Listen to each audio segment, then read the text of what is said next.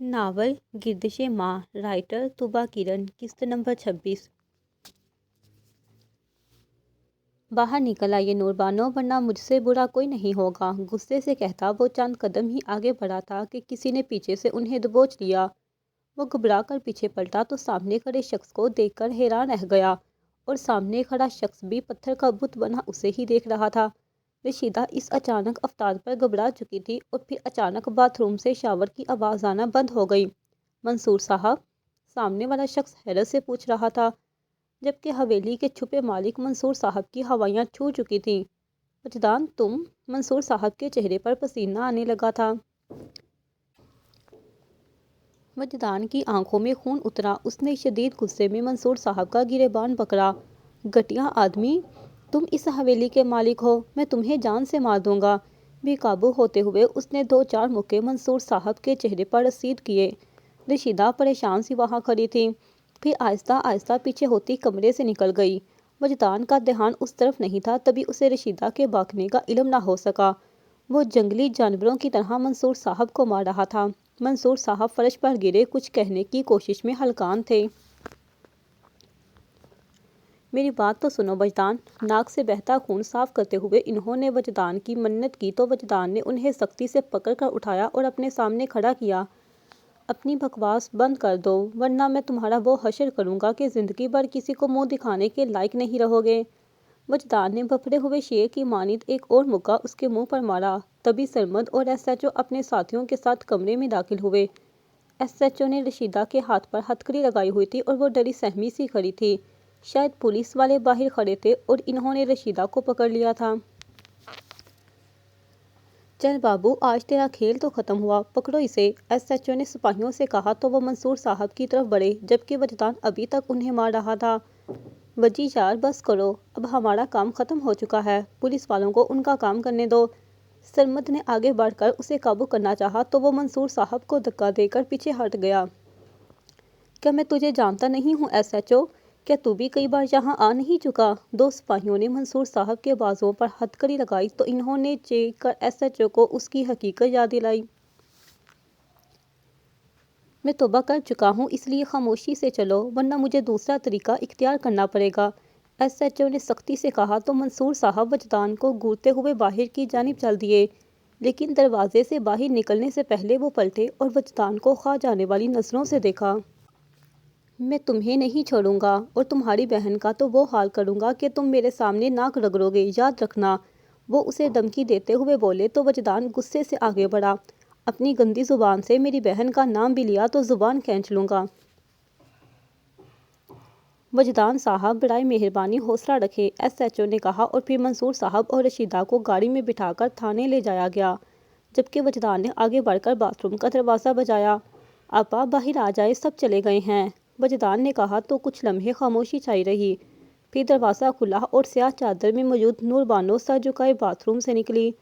वजदान ने एक नज़र खामोश करे सरमत पर डाली, फिर आगे बढ़कर नूरबानो को सीने से लगा लिया। वो बाई के वजूद को पाकर ही सिसकने लगी थी, जबकि वजदान उसके सर पर हाथ रखे कितनी ही देर खड़ा ये सोचता रहा, क्या आकर उसने ये कदम उठाने में इतनी देर क्यों कर दी। अपा प्लीज़ खुद को संभालें, अब सब कुछ ठीक हो गया है, वजदान ने नम लहजे में उसे तसल्ली दी। वजी, मुझे नहीं पता था कि मंसूर इस हवेली का मालिक है, वो अक्सर यहाँ आता था, मगर उसने कभी अपने मुतल्लिक कुछ नहीं बताया, वो रोते हुए कहने लगी। दुआ ठीक कहती है कि इस दुनिया में कोई भी भरोसे के लायक नहीं है। खैर अब आप रिलैक्स हो जाएं, क्योंकि आज से आप आज़ाद हैं। उसने नूर को खुद से अलग किया और प्यार से कहा तो उसने आंसू पीते हुए सर अस्बात में हिला दिया। अच्छा ये बताएं कि बाकी लड़कियां कहाँ हैं? वो इस तरफ हैं। नूर ने लड़कियों के कमरों के बारे में बताया तो सरमद वजदान का इशारा पाकर उन कमरों की तरफ बढ़ गया, जबकि वजदान भी नूर को कमरे से बाहर ले आया। तुम यहाँ तक कैसे पहुँचे वजी? मुझे अभी तक यकीन नहीं आ रहा कि मैं और रशीदा कहाँ हैं वजी? बात करते करते उसने रशीदा की गैर मौजूदगी को महसूस किया तो बोली। वजदान ने उसके सवाल पर एक गहरा सांस लिया। वो तो अब फांसी तक जाएगी। क्यों? नूर ने हैरानी से पूछा। क्योंकि वो हमारी माँ की कातला है, वजदान ने तलख लहजे में कहा तो नूर को लगा कि उसे सुनने में गलती हुई है। یہ کیا کہہ رہے ہو؟ وجدان کو محسوس ہو رہا تھا کہ اس کی بہن کی آواز کسی گہرے کنویں سے آ رہی ہے۔ تبھی اس نے نور کے سر پر ہاتھ رکھا۔ گھر جا کر سب کچھ بتاؤں گا، مگر ابھی آپ کچھ مت سوچیں۔ مگر وجی، اس نے کچھ کہنا چاہا، مگر اس کے بات مکمل کرنے سے پہلے ہی سرمد آتا دکھائی دیا۔ اس کے پیچھے 6 لڑکیاں تھیں جو خوف کی وجہ سے چھوٹے چھوٹے قدم اٹھاتی ان کی طرف آ رہی تھی۔ بس یہی لڑکیاں ہیں جو حویلی میں؟ وجدان نے نور سے پوچھا تو اس نے سر ہلا دیا۔ نور میڈم، یہ آپ نے کیا کیا ہے؟ اب ہم کہاں جائیں گی؟ ہمارا ایک ہی تو ٹھکانہ تھا، آپ نے وہ بھی چھین لیا۔ ایک لڑکی شکایتی لہجے میں بولی تو وجدان نے حیرت سے اس لڑکی کو دیکھا۔ کیا مطلب؟ کیا آپ اس جہنم سے رہائی پر خوش نہیں ہیں؟ اسے واقعی حیرت ہوئی تھی۔ وہ لڑکی تلخیہ انداز میں ہنسی۔ خوش تو وہ ہوتی ہیں جن کے آگے پیچھے کوئی آپ جیسا بھائی ہو۔ ہم سب تو اپنے ہی گھر والوں کے ہاتھوں یہاں بیچی گئی ہیں۔ ہم کس بات پر خوش ہوں؟ اپنے بے گھر ہونے پر؟ اس لڑکی نے کہا تو وجدان نے نور کی طرف دیکھا جو پریشان سی کھڑی تھی، پھر سرمد کی جانب دیکھا جو ایک طرف کھڑا ہو چکا تھا۔ آپ سب بے فکر رہیے، آپ کے رہنے کا بندوبست تو جلدی ہو جائے گا، لیکن فی الحال ہمیں یہاں سے نکلنا ہے۔ ہم کہیں نہیں جائیں گی، آپ اپنی بہن کو لے جائیے، مگر ہمیں یہی رہنے دیجیے۔ دوسری لڑکی نے کہا، مہوش، ایسی باتیں مت کرو۔ میں جانتی ہوں کہ تم لوگوں کے آگے پیچھے کوئی نہیں ہے، مگر جس اللہ نے ہمیں یہاں سے نکلنے کی توفیق دی ہے وہی آگے بھی راستہ کھول دے گا۔ نور نے سمجھایا تو سب لڑکیاں خاموش ہو گئی۔ تم ایک کام کرو سرمد، آپا کو اپنی بھابھی کے پاس چھوڑاؤ، تب تک میں یہیں ہوں، تم چھوڑ کر جلدی آ جانا۔ وجدان نے کہا تو سرمد نے ایک نظر نور پر ڈالی، پھر وجدان سے مخاطب ہوا، تم کیا کرنے والے ہو؟ نہیں، میں تمہیں یہاں اکیلا نہیں چھوڑ سکتا۔ یار پلیز، میں بالکل ٹھیک ہوں، باہر ٹیکسی کھڑی ہے، تم جلدی سے آپا کو چھوڑ کر واپس آؤ۔ وجدان نے چڑھ کر کہا تو سرمد نے مزید کچھ کہنا مناسب نہ سمجھا۔ چلیں، نور سے کہتا وہ آگے بڑھ گیا، جبکہ نور نے اپنا چہرہ چادر کے پلو سے ڈھانپا اور ایک آخری نگاہ حویلی کی دیواروں پر ڈالتی چوکھٹ پار کر گئی۔ اس کی ماں کی ڈائری اور بہت سی تلخ یادیں اس حویلی میں رہ گئی تھیں۔ دروازے کے سامنے ہی ٹیکسی کھڑی تھی۔ سرمد نے پچھلی سیٹ کا دروازہ کھولا تو وہ جلدی سے اندر داخل ہو گئی، جبکہ وہ خود ڈرائیور کے ساتھ فرنٹ سیٹ پر بیٹھ چکا تھا۔ اس رات نور آپا کو اس حویلی سے نجات مل گئی تھی۔ سرمد انہیں گھر چھوڑا تھا، پھر ہم دونوں نے مل کر ان لڑکیوں کو ایک یتیم خانے بھیج دیا۔ اس کے انچارج کو لڑکیوں کی حقیقت بتا دی گئی تھی، اور اس دنیا میں اچھے لوگ بھی موجود ہیں، اس بات کا یقین مجھے اس یتیم خانے کے انچارج سے مل کر ہوا۔ خیر، اس کے بعد ہم دونوں نے اس حویلی کے گیٹ کو تالا لگایا اور گھر واپس آ گئے، جہاں دعا بہت مشکل سے آپا کو سنبھال رہی تھی۔ کہتے ہیں جو کچھ ہوتا ہے اچھے کے لیے ہوتا ہے، شاید میری اتنی دیر بعد آپا کو بچانے کے پیچھے بھی کوئی مصلحت چھپی تھی۔ نور آپا بار بار مجھ سے یہ سوال کر رہی تھی کہ میں منصور تک کیسے پہنچا، مجھے رشیدہ کی اصلیت کا علم کیسے ہوا، تو ان کے سوالوں کا جواب دینے کے لیے میں نے اسی رات ان کو سب کچھ سچ سچ بتا دیا۔ دراصل ہوا یہ تھا کہ سرمد نے ایک آدمی ہائر کر لیا تھا، جس نے نہایت مہارت سے رشیدہ سے رابطہ کیا اور رشیدہ سے یہ کہا کہ وہ حویلی کی ڈبل قیمت لگائے گا، جس کے سلسلے میں اسے حویلی کے مالک سے ملنا ہے۔ رشیدہ نے اگلے ہی دن اسے حویلی کے مالک سے ملوا دیا، لیکن وہ اپنا چہرہ چھپائے ہوا تھا، اس لیے ہمارے بندے کو اس کا اصل چہرہ دکھائی نہ دیا۔ حویلی کے مالک منصور ملک اور ہمارے بندے کے درمیان ایک ڈیل ہوئی۔ وہ ڈیل یہ تھی کہ اس رات حویلی کا مالک خود حویلی آئے گا اور وہیں ہمارا بندہ بھی آ جائے گا، پھر وہ دونوں مل کر حویلی اور لڑکیوں کے سودے کے بارے میں سوچیں گے، اور یہی سے ہماری کامیابی شروع ہو گئی۔ ہم نے ایس ایچ او کو ساری حقیقت بتا دی۔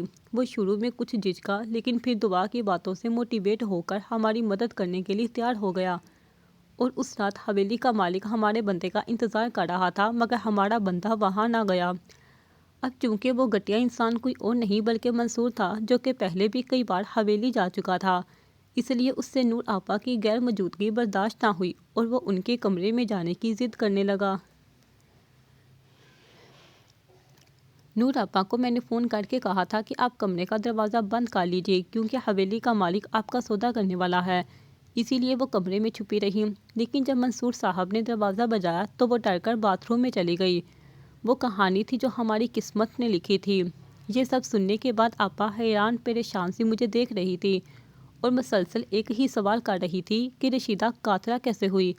تب میں نے انہیں بتایا کہ ہمارا بندہ جب پہلی بار رشیدہ سے ملا تھا تو ان کے درمیان ایک بات ہوئی تھی۔ وہ بات ریکارڈ کر لی گئی تھی۔ میں نے اپنے فون سے انہیں وہ گفتگو سنائی جس میں رشیدہ کہہ رہی تھی کہ وہ حویلی کے مالک کی بہت وفادار ملازمہ ہے۔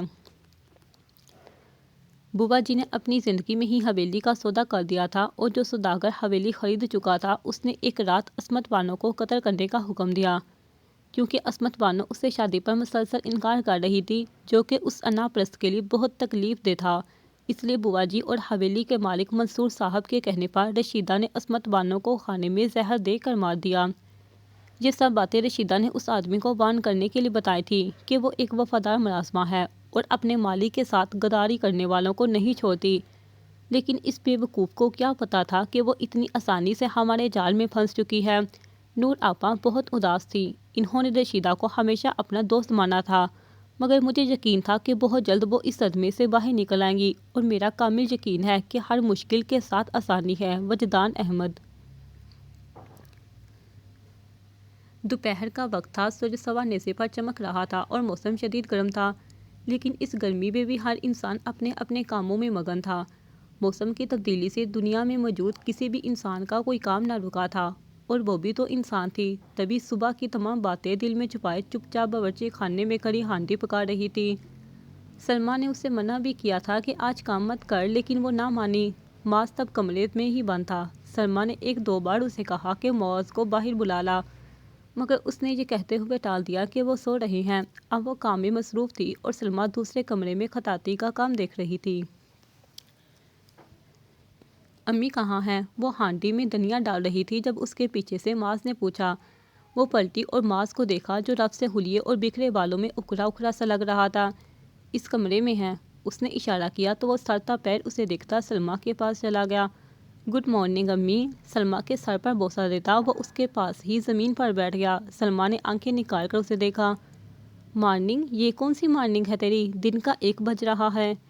جی امی، بس تھکا ہوا تھا تو سوچا ریسٹ ہی کر لوں، معاذ نے مسکراتے ہوئے کہا تو سلمیٰ نے سر ہلایا۔ اچھا کیا، لیکن آج تیری شادی کے بعد پہلی صبح تھی، صبح سویرے ہی بیچاری کو چائے بنانے کا کہہ دیا اور پھر سو گیا۔ یہ تو اچھی بات نہ ہوئی۔ اس کا قلعہ اب بھی برقرار تھا۔ اس کی بات پر معاذ نے تنگ کر اسے دیکھا۔ امی یار، اب ہر وقت اس کی فکر ہی کرتی رہتی ہیں، اپنے بیٹے پر بھی دھیان دے دے۔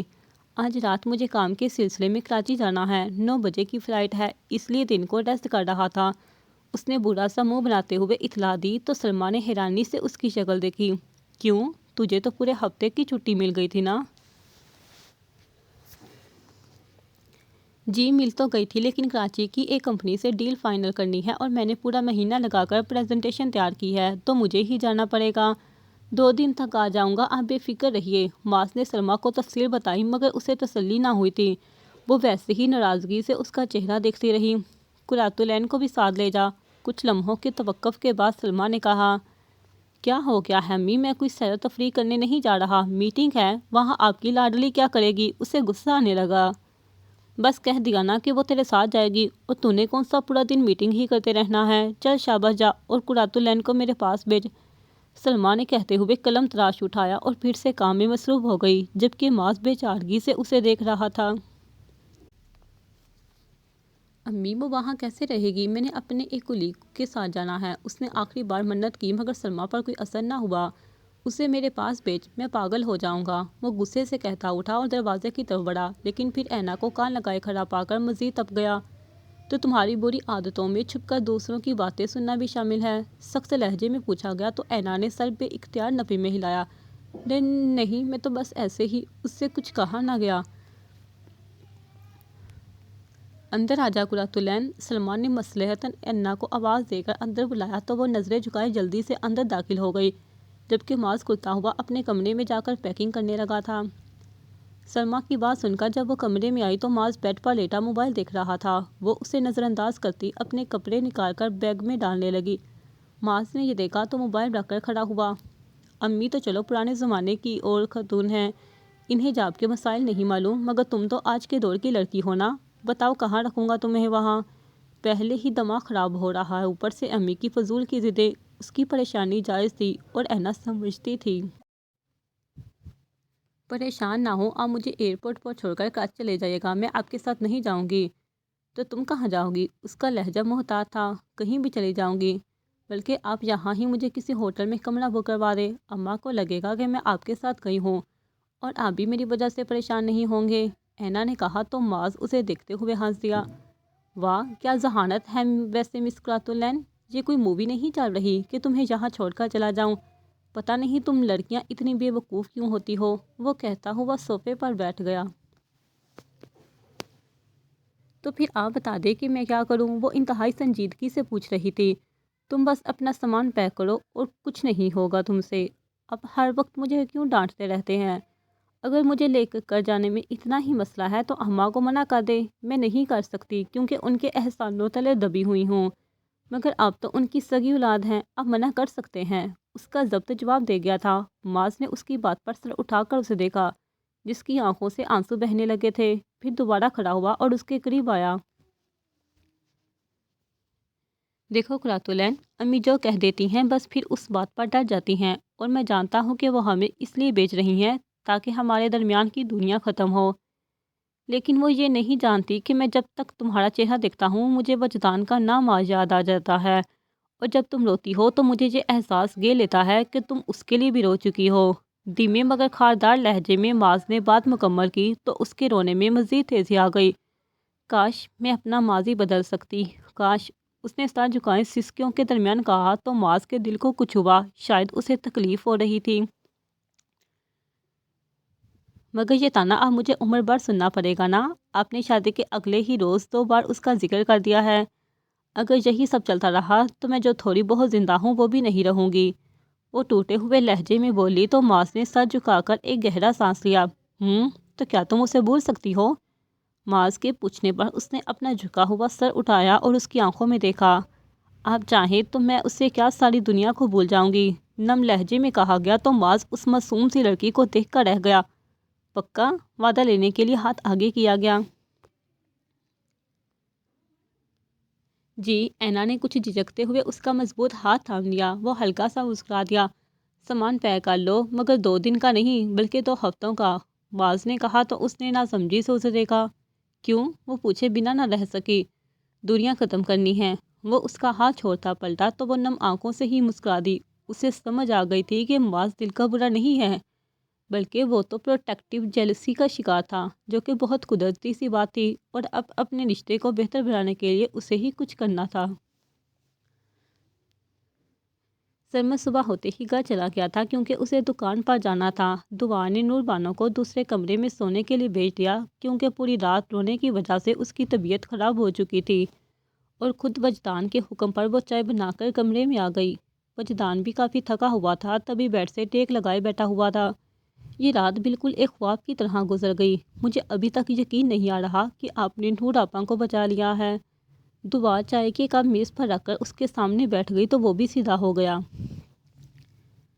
बचाने वाली साथ तो बस अल्लाह की है, मैं तो खुद उसको बेहद कमज़ोर महसूस कर रहा हूँ। वजदान ने धीमी आवाज़ में कहा तो दुआ चौंकी। क्यों? अगर मैं चाहता तो उन्हें पहले भी बचा सकता था, लेकिन मैं अपने बारे में ही सोचता रहा। मैं गिल्टी फील कर रहा हूँ। वजदान, हर काम का एक वक्त मुकर्रर होता है, ना एक लम्हा आगे ना एक लम्हा पीछे। तो बस उस काम का यही वक्त मुकर्रर था, और प्लीज़ आप खुद को कसूरवार मत ठहराएं, आपकी कोई गलती नहीं है। दुआ ने नरम लहजे में समझाया तो उसने मुस्कुराते हुए सर हिला दिया। ये ले जाएं और कुछ देर सो जाएं। दुआएं ने चाय का कप उसे थमाते हुए कहा। चाय के बाद नींद कैसे आती है? लेकिन आप पूरी रात से जागे हुए हैं, इसलिए आराम ज़रूरी है।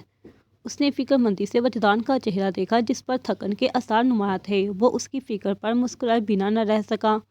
मुझे अब नींद नहीं आएगी तुआ। मैं तो अभी तक हैरान हूँ कि एक बेटी का बाप होकर वो इतना घटिया कैसे हो सकता है। क्या ये सब करते हुए उसे अपनी जुबान बेटी का ख्याल नहीं आया होगा? उसकी सुई मंसूर साहब पर ही अटकी हुई थी। दुआ उसकी बात सुनकर कुछ देर खामोश रही, फिर सारी हकीकत वजदान को बताने का सोचकर गोया हुई। ऐना उसकी बेटी नहीं है, उसने आम से लहजे में इतला दी, जबकि वजदान सवालिया नज़रों से उसे देख रहा था। क्या मतलब? मतलब ये कि वो ऐना का बाप नहीं है। मैं आपको शुरू से बताती हूँ, कहकर दुआ ने अलिफ ता ये सारी कहानी सुना डाली।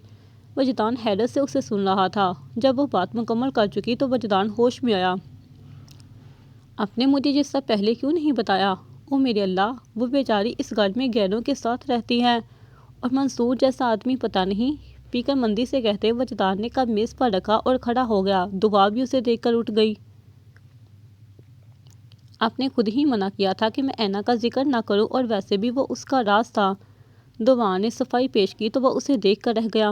لیکن یہ بات راز نہیں تھی۔ پتہ نہیں وہ کس حال میں ہوگی۔ مجھے اب بھی منصور ولا جانا ہوگا۔ وہ واقعی فکر مند تھا۔ میں بھی چلتی ہوں۔ پلیز دعا، اب گھر میں رہیں۔ پہلے ہی آپ نے کوئی عقل مندی کا کام نہیں کیا۔ انسان اتنی بڑی بات کیسے چھپا سکتا ہے؟ وجدان کو نہ جانے کیوں غصہ آنے لگا تھا۔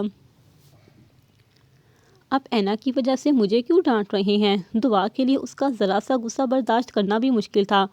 میں آپ کو نہیں ڈانٹ رہا یار۔ اچھا، آپ اینا کو فون کریں، وجدان نے کہا تو اس نے سمجھتے ہوئے اپنے موبائل سے اینا کا نمبر ملایا، مگر وہ مسلسل بن جا رہا تھا۔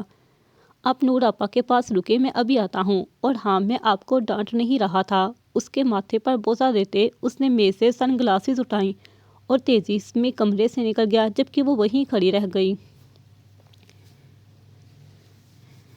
اس رات وہ 12 بجے کے قریب کراچی پہنچ گئے تھے۔ معاذ نے ہوٹل میں ایک کمرہ بک کروایا تھا، جبکہ اس کا کلیگ اپنے کسی دوست کی طرف چلا گیا تھا۔ کل صبح ان کی میٹنگ تھی اور پرسوں ڈیل فائنل ہونی تھی۔ اینا نے آتے ساتھ اس کے کپڑے نکال دیے تاکہ وہ فریش ہو جائے، اور اب 1 بجے کے قریب وہ سونے کے لیے لیٹ چکا تھا۔ اینا خاموشی سے شیشے کی دیوار کے پاس آ کر کراچی کی رونقیں دیکھنے لگی تھی۔ وہ تیسرے فلور پر تھے اور نیچے سڑک پر گاڑیاں رواں دواں تھیں۔ وہ ہاتھ باندھے ان مسافروں کو دیکھنے میں مصروف تھی جب معاذ نے اسے دیکھتے ہوئے آواز دی۔ قرۃ العین!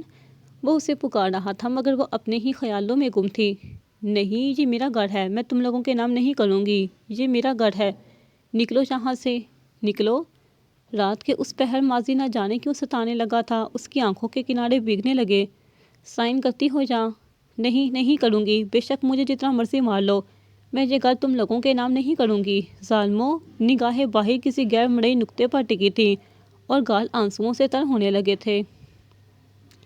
قرۃ العین! معاذ نے اس بار بلند آواز میں پکارا، مگر وہ تو یہاں موجود ہی نہیں تھی۔ وہ تو ٹائم مشین کے بغیر ہی کہیں دور ماضی میں جا چکی تھی۔ یہ جنونیت محبت کے بالکل متضاد ہے۔ محبت میں جنونیت کا کوئی وجود نہیں ہوتا۔ جب آپ کے اس جذبے میں ٹھہراؤ آ جائے تب بولیے گا کہ آپ کو مجھ سے محبت ہے۔ ابھی آپ محبت کی توہین کر رہی ہیں۔ اس وقت وہ کیوں یاد آ گیا تھا؟ آنکھوں سے آنسو گر رہے تھے اور وہ بے تاثر چہرہ لیے کھڑی تھی۔ معاذ نے اس کی حالت دیکھی تو اٹھ کر اس کے قریب آیا۔ قرۃ العین! اسے بازو سے پکڑ کر ہلایا تو وہ یکدم حال میں واپس آئی۔ اس کا سانس بری طرح پھولا ہوا تھا اور وہ اجنبی نگاہوں سے سامنے کھڑے معاذ کو دیکھ رہی تھی۔ کہاں گم ہو اور رو کیوں رہی ہو؟ اس کا بازو ابھی بھی معاذ کی گرفت میں تھا۔ وہ لمحے بھر کے لیے گھبرا گئی تھی۔ اگر معاذ کو پتہ چل جاتا کہ نہ چاہتے ہوئے بھی اس کے دل سے وجدان کا خیال گزرا ہے تو وہ پتہ نہیں کیا کرتا۔ میں اس نے ہکلاتے ہوئے کہا اور خوف زدہ نظروں سے اسے دیکھتی رہی۔ کیا ہوا ہے تمہیں؟ کس سے ڈر رہی ہو؟ معاذ نے نرمی سے پوچھا۔ کسی سے نہیں، بس مجھے میرا ماضی بہت تنگ کر رہا ہے۔ اس کے رونے میں تیزی آ گئی تو معاذ نے اپنا سر پکڑ لیا۔ تمہیں کتنا وقت درکار ہے یہ سب بولنے میں؟ قرۃ العین! حال میں جینا سیکھو۔ ماضی میں رہنے والے کبھی آگے نہیں بڑھ سکتے، اور خدا کے لیے بات بات پر مت رویا کرو۔ خود کو مضبوط بناؤ ورنہ اس دنیا میں سروائیو کرنا مشکل ہو جائے گا۔ معاذ نے اسے سمجھانے کی کوشش کی تو وہ سر ہلا کر رہ گئی۔ اچھا؟ کیا اچھا؟ کچھ سمجھ بھی آئی ہے یا بس ایسے ہی سر ہلا رہی ہو؟ معاذ نے پوچھا تو وہ اسے دیکھنے لگی۔ آ گئی ہے سمجھ، وہ منمنائی تھی۔ گڈ، اب جا کر سو جاؤ، معاذ نے کہا تو اس نے ایک نگاہ معاذ کے چہرے پر ڈالی اور دوسری نگاہ اپنے بازو پر ڈالی جو اس کی گرفت میں تھا۔ بازو چھوڑ دیں، نظریں جھکائے کہا گیا تو معاذ نے چونک کر اسے دیکھا، پھر اسے چھوڑ دیا۔ او سوری۔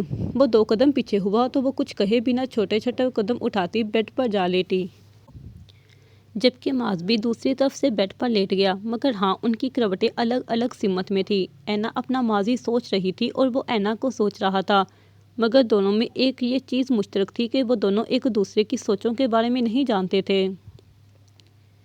یا اللہ مجھے معاف کر دے، میں معاذ کے نکاح میں ہوتے ہوئے وجدان احمد کے بارے میں نہیں سوچنا چاہتی تھی۔ یہ تو بہت بڑی خیانت ہو گئی ہے مجھ سے، پلیز مجھے معاف کر دے اور میرے دل دماغ سے وجدان کا نام مٹا دے پلیز۔ اینا کی آنسوؤں سے تکیہ بھیگنے لگا تھا۔ معاذ نے ایک بار کروٹ بدل کر اسے دیکھا ضرور تھا۔ اسے سمجھ نہیں آ رہا تھا کہ آخر اینا کے آنسو اسے اذیت کیوں دینے لگے ہیں۔ وہ ایک لمبے عرصے کے بعد آج پھر منصور ولا کے سامنے کھڑا تھا۔ وہ بنگلہ بالکل نہیں بدلا تھا، وہ آج بھی غرور سے گردن تانے کھڑا تھا۔ وجدان ٹیکسی میں آیا تھا اور اب داخلی دروازے کے باہر کھڑا اس بنگلے کا جائزہ لے رہا تھا۔ بہت سوچتے ہوئے اس نے ڈور بیل پر انگلی رکھی تو وہی بوڑھا چوکیدار دروازہ کھول کر باہر نکلا جو پہلے ڈیوٹی دیا کرتا تھا۔ السلام علیکم، کیسے ہیں آپ؟ اس نے خوش دلی سے سلام کیا تو اس چوکیدار نے اسے پہچاننے میں کچھ وقت لیا۔ وعلیکم السلام، تم وجدان احمد ہو نا؟ جی میں وہی ہوں، اس نے بظاہر مسکراتے ہوئے کہا۔ پھر سے جہاں نوکری مل گئی ہے کیا؟ چوکیدار نے پوچھا تو اس کا حلق کروا ہو کر رہ گیا۔ اسے افسوس تھا کہ وہ منصور صاحب کے خاندان کی حفاظت کیا کرتا تھا۔ نہیں، مجھے اینا سے ملنا ہے، وہ کہاں ہے؟ اس نے گردن اٹھا کر اینا کے کمرے کے ٹیرس کو دیکھتے ہوئے سوال کیا تو چوکیدار ٹھنڈی آہ بڑھ کر رہ گیا۔ تمہیں نہیں پتا؟ اینا بی بی تو گھر سے بھاگ گئی۔ چوکیدار نے اس کی معلومات میں اضافہ کیا تو اس کی آنکھیں حیرت سے پھٹی۔ کیا؟ کب بھاگ گئی اور کیسے؟ اس سے لگا اس نے کچھ غلط سن لیا ہے۔ پتہ نہیں، لیکن تم کیوں پوچھ رہے ہو؟ بابچن کہاں ہے؟ کیا نام تھا اس کا؟ ہاں نجمہ، اسے بلاؤ، مجھے اس سے کچھ ضروری بات کرنی ہے، وجدان نے کچھ سوچتے ہوئے کہا۔ اس وقت منصور صاحب گھر پر نہیں ہے اور ان کی اجازت کے بغیر میں تمہیں نجمہ سے نہیں ملوا سکتا۔ چوکیدار نے ہری جھنڈی دکھا دی۔ منصور تو اب واپس نہیں آنے والا، مگر میں ضرور اینا کا پتہ لگوا کر رہوں گا۔ وہ چوکیدار کی بات نظر انداز کرتا اندر کی جانب بڑھا۔ رکو وجدان، میں تم پر گولی نہیں چلانا چاہتا، اس لیے رک جاؤ، وہ بوڑھا چوکیدار کہہ رہا تھا۔ وجدان اس کی بات پر رکا اور پلٹ کر اسے دیکھا۔ میں جانتا ہوں آپ مجھ پر گولی نہیں چلائیں گے، اور براہ کرم مجھے نجمہ سے ملنے دیں کیونکہ اینا میڈم خطرے میں ہے، وجدان نے سپاٹ لہجے میں کہا اور اندر کی طرف بڑھ گیا جبکہ چوکیدار بے بسی سے اس کی پشت دیکھتا رہا۔ وجدان لاؤنج کا دروازہ کھول کر اندر داخل ہوا تو اندر بالکل خاموشی چھائی ہوئی تھی۔ اس نے گردن گھما کر ارد گرد دیکھا مگر گھر میں کوئی نہیں تھا۔ اسے یاد آیا کہ اس وقت سب اپنے اپنے کاموں پر گئے ہوتے ہیں۔ نجمہ، نجمہ، کہاں ہیں آپ؟ اس نے بلند آواز میں نجمہ کو پکارا تو وہ اس کے پیچھے سے نمودار ہوئی۔ تم؟ وہ اسے دیکھ کر جہاں حیران تھی۔ اینا کہاں ہے؟ کیوں بھاگی وہ گھر سے؟ وہ سخت لہجے میں پوچھ رہا تھا۔ نجمہ نے سر تا پیر اسے دیکھا پھر ہنسی۔ کیوں بھئی، تم کون ہوتے ہو پوچھنے والے؟ میں تمیز کے دائرے میں رہ کر کہہ رہا ہوں کہ مجھے اینا کے بارے میں سب کچھ بتا دے ورنہ مجھ سے برا کوئی نہیں ہوگا۔ وہ شہادت کی انگلی اٹھاتے اسے باندھ کر رہا تھا۔ آنکھوں اور لہجے میں اس قدر سختی تھی کہ نجمہ گھبرا گئی۔ منصور صاحب نے ایڈا میڈم کو بہت مارا تھا، بیلٹ سے، ہاتھوں سے بھی، وہ بے ہوش ہو گئی۔ منصور صاحب نے ان کا فون بھی ضبط کر لیا اور انہیں کمرے میں بند کر دیا، اس لیے وہ موقع پاتے ہی بھاگ گئیں۔ نجمہ نے فوراً سب کچھ بتا دیا جبکہ وجدان حیرت سے کھڑا اسے سن رہا تھا۔